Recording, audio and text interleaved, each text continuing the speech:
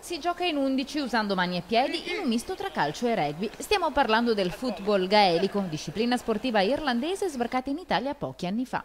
Solo 3 le squadre in tutta la nazione: Roma, Rovigo e da 3 anni anche a Padova, grazie a una passione dei fratelli Duca. E proprio Padova sarà la protagonista della terza tappa del prossimo torneo internazionale di calcio gaelico. In tutto 4 gli appuntamenti per vivere sfide di altissimo livello di squadre da tutta Europa.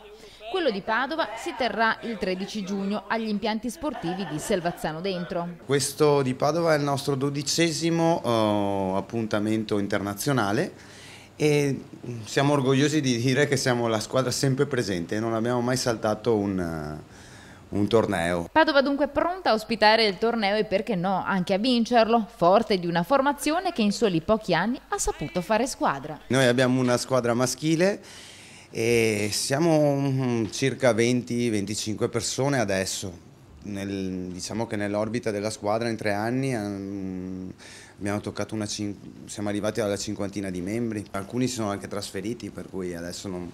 Però ad esempio abbiamo un nostro compagno di squadra che vive a Bilbao e viene apposta per il torneo, quindi rimane nel cuore la squadra.